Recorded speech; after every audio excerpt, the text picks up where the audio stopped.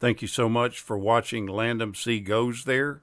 Please subscribe and hit the like button and the bell notification button.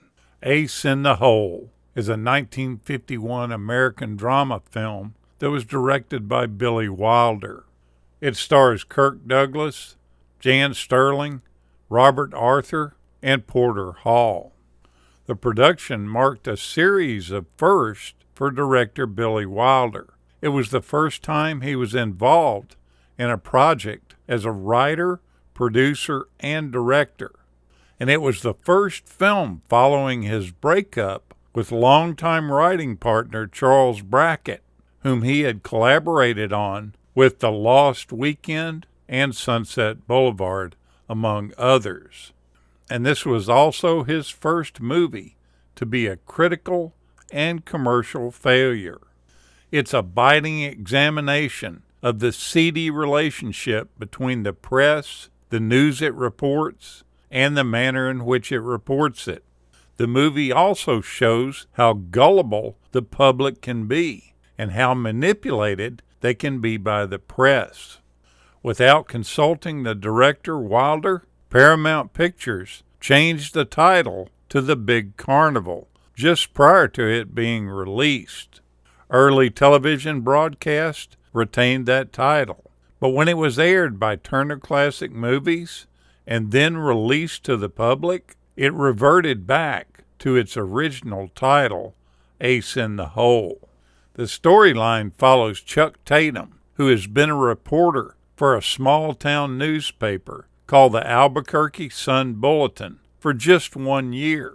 Over the years, he's worked for big newspapers back east, but he always seemed to get fired from each of those jobs for reasons ranging from libel to cheating with the boss's wife to excessive alcohol consumption.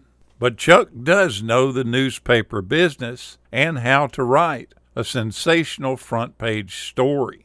He tells the Sun-Bulletin's owner and editor-in-chief, Jacob Boot, that he really wants this job for an unknown temporary period, all until he wrote his next big story that would shoot him back into the limelight so that he could get his job back with those large city papers. On his way to cover the latest in a long line of small stories, he stumbles across a situation that he believes could be spun into that big story. In Escudero, which is a small hamlet outside of Albuquerque, Leo Minosa, the owner and operator of a local trading post, has been caught pinned underneath some debris in a cave-in. This cave is a Native American Indian site, and Leo has been stripping it of its native artifacts for sale at his trading post. After he enters the cave and assesses that Leo, on the most part, is all right, except for not being able to get out from under the massive amount of debris, Chuck begins to take control of the situation for his own benefit, bringing the newspaper's impressionable young photographer, Herbie Cook, along for this ride. He would be the only reporter to gain access to the cave, and would keep Leo in this situation as long as humanly possible in order to milk the story for all it was worth, with then Leo ultimately emerging from the cave relatively unscathed, back into the arms of his loving wife, Lorraine Minosa. In order for him to achieve this, he has to be able to manipulate the corrupt local sheriff, who is in control of what happens at the cave, to get Leo out safely. The other issue that Chuck encounters is that the loving wife, Lorraine, is far from that loving wife, and that she's an opportunistic young woman who hates her life and sees Leo's current predicament as a perfect opportunity to take whatever cash she can on hand and leave him for good. The film's plot has some similarities to some real-life events that ended in tragedy, and then there's one where the victim was safely rescued. The first one involved Floyd Collins, who in 1925 was trapped inside Sand Cave, Kentucky, following a landslide. A Louisville newspaper, the Courier-Journal, jumped on the story by dispatching reporter William Burke Miller to the scene. Miller's coverage turned the tragic episode into a national event and earned the writer a Pulitzer Prize. The second event took place in April of 1949. 3-year-old Kathy Fiscus of San Marino, California, fell into an abandoned well, and during a rescue operation that lasted several days, thousands of people arrived to watch the action unfold.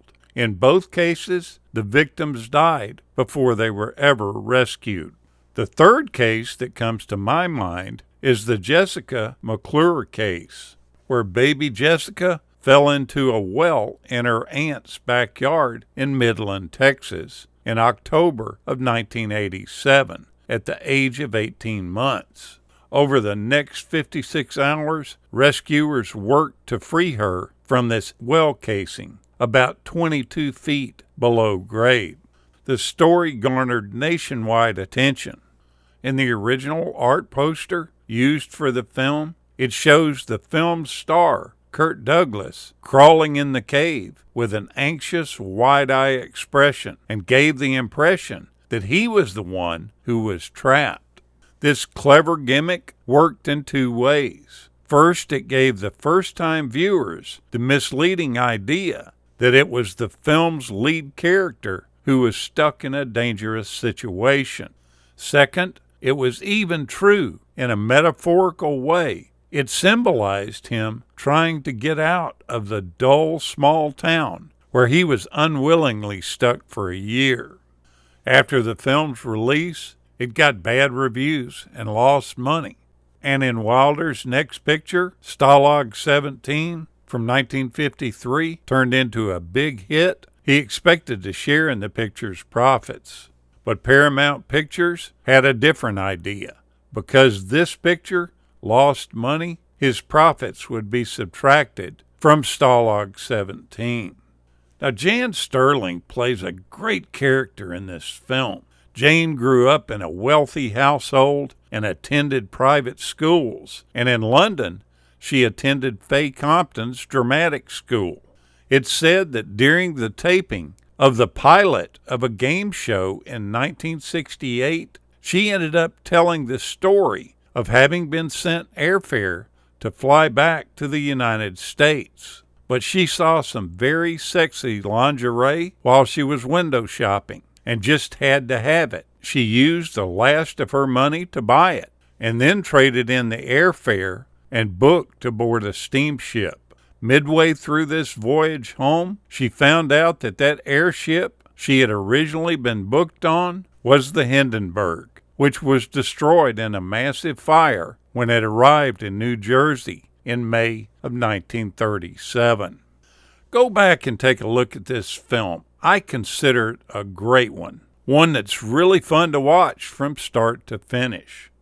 Thank you so much for watching, and we'll continue to chase the classics.